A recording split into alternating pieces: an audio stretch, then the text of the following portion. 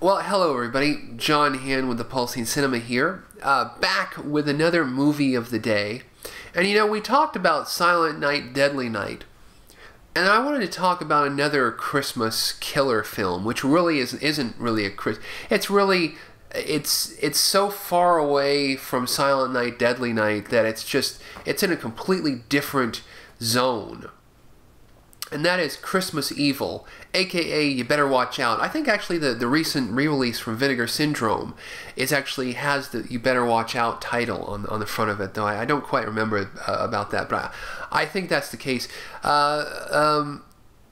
Christmas Evil, with a title like that and the VHS art being so lurid, and the fact that you had such a poor movie, poor kind of bread and butter, really bottom of the barrel slasher film like Silent Night, Deadly Night, you would expect Christmas Evil to be just that bad, you know. And the fact is that Christmas Evil is a great film. Christmas Evil is so far removed from just wipe Silent Night. Don't even watch fucking Christmas Evil, man. Christmas Evil, it's not a slasher film. Okay, first of all, if you're looking for a slasher film, go fucking jerk off and watch Friday the 13th or some stupid Halloween sequel or Silent Night, Deadly Night. Okay, Christmas Evil is like a character study of a man who is in a descent into madness. It's like a Christmas horror movie version of Taxi Driver. But it's about Christmas, and it's about this dude who early on in his life saw Mommy kissing Santa Claus, and it kind of screwed him up, and basically he wants to become Santa Claus. He wants to have a book, and he wants to spy on little kids, which is really creepy. You see all these scenes of him like spying on little kids and writing down who's been naughty and nice. He works at a toy factory, but the toy factory is like an actual toy factory where they don't care about Christmas. They just care about making money and you know, selling toys. And this conflicts with the values of this guy who wants to become Santa Claus.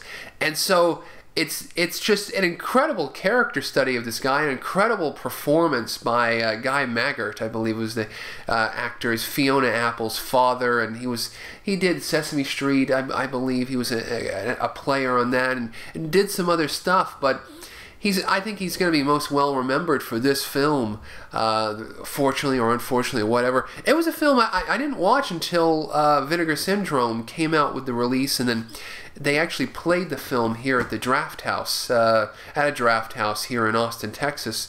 And I saw it on the big screen with an audience who just ate it up, who went insane. Maybe some of the audience didn't really get what they were expecting, which was a slasher film, which was a Santa Claus, you know, slasher movie.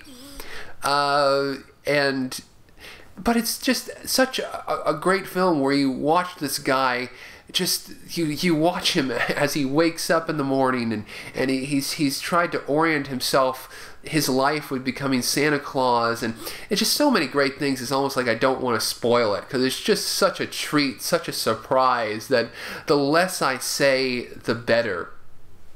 But great performance from the lead actor, great direction, you know, a low-budget film, but it looks beautiful.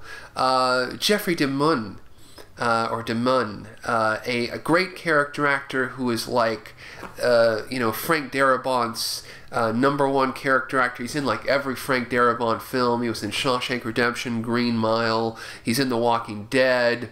I think you probably, if I had to just say his name, he's most well known as he's the sheriff in The Hitcher, the sheriff who believes C. Thomas Howell but then gets killed. He's a sheriff in The Hitcher, and then he's a sheriff in The Blob. So if you want to just get a mental image of the dude, it's that dude.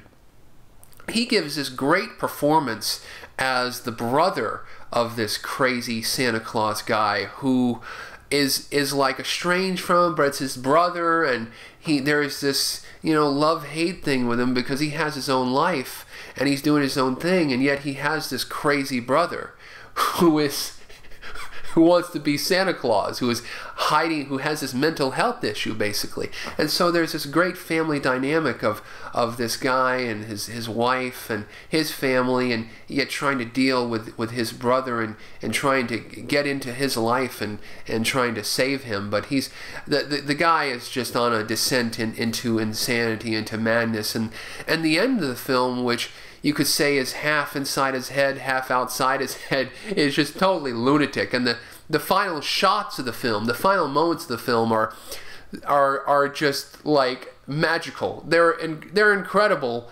And this film is really kind of the conflict of the main character between his company, the conflict between love and New Year's and the cheers of Christmas, and then the grinding corporate atmosphere, the machine of capitalism. There's a little bit of a conflict there, and the film is able to kind of nudge in a bit of satire there, which elevates the film and makes it kind of interesting here. You could see almost a Larry Cohen writing and directing this film and making it a little more satirical and pointed. But the film itself is already kind of satirical and pointed on its own. So definitely an incredible film, Christmas Evil. Definitely one to watch. A cool movie with some great performances. A Christmas version of Taxi Driver, basically. A character study par excellence. Great film.